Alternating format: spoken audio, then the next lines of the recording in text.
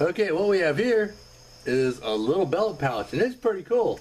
I didn't make this. The fellow that I'm making this set for found this online and sent it to me to finish it for him. It didn't have a finish on it. It was bare leather. But the problem was, it was bare leather that was kind of dry. So I've been spending the last few days treating it. Well, I dyed it, obviously. And then I spent the last few days treating it with neat's foot oil to try to get the moisture back in. And it looks pretty good now. So I'm going to go ahead and put a finish on it. And it pretty much matches the rest of the set. This part was a part. This part really needed a lot of neat's foot, so it's a bit darker, but that's okay. That kind of fits in with the whole motif anyway. So what I'm going to do is put some tan coat on. Now I'm going to start with this part back here. Use a Q-tip to get into the little corners and stuff. And then I'm going to coat this part. And you know the way that I do it, if you watch any of my videos, is I'll put the tan coat on and then wipe off the excess. So let's go ahead and get started with this thing. I'm going to start with a Q-tip. Kind of like when you're painting a room or something, you do your cutting in first.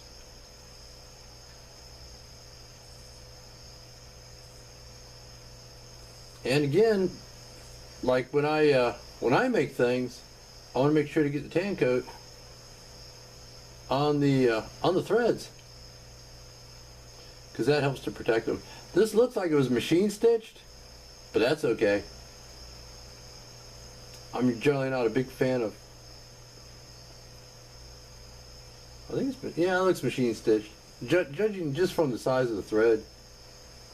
Another cool thing is it came with white stitching, and it's like, that's not really going to match the rest of the stitching, but happily enough, when I dyed the whole rest of it, the stitching took some of the dye as well and turned it a tan color that does pretty much match the rest of the stitching.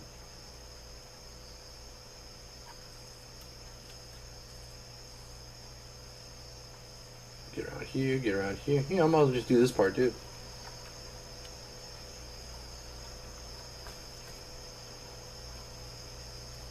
Take my dauber and just put the tan coat all up through here and stuff.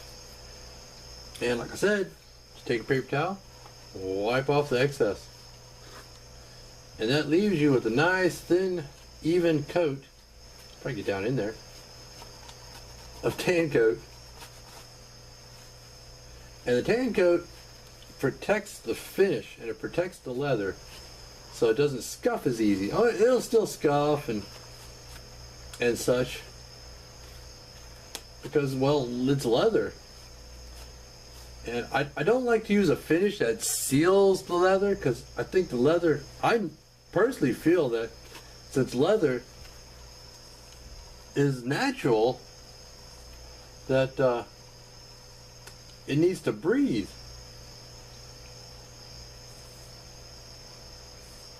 I mean, we all need to breathe to stay healthy. Our skin breathes. Well, it's the same thing with leather.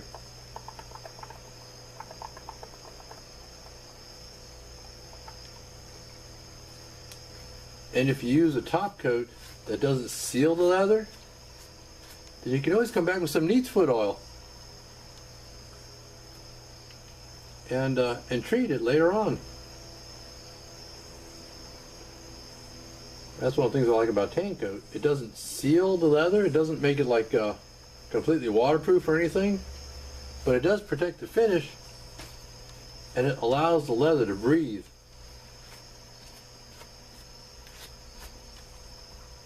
Well, I'm going to keep going, because I'm pretty sure y'all got the idea by now. And I'll come back when I get a little bit further along. Alright, I've got all the tan coat applied, and it's buffing out nicely. That's the thing, you gotta, when you buff it, don't wait until it's completely dry. If you can get it when it's still a little bit soft but not completely dry, it buffs out nicely. And mostly I want to get this flap here.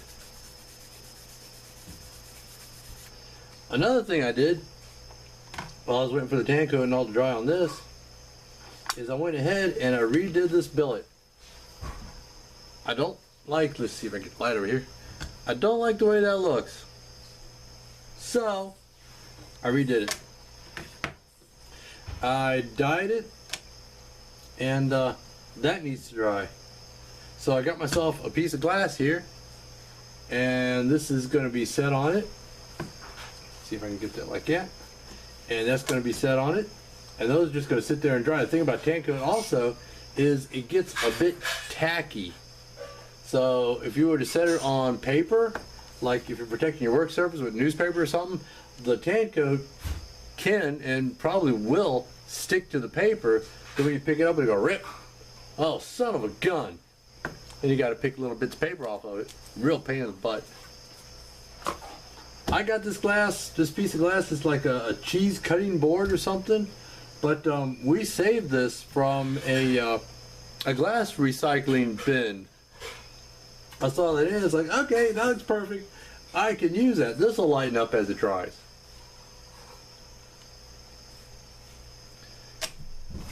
And then I can stitch it back onto the belt there.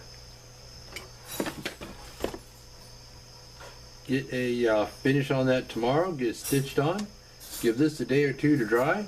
And I'll come back with the video of the finished set. We'll see you then.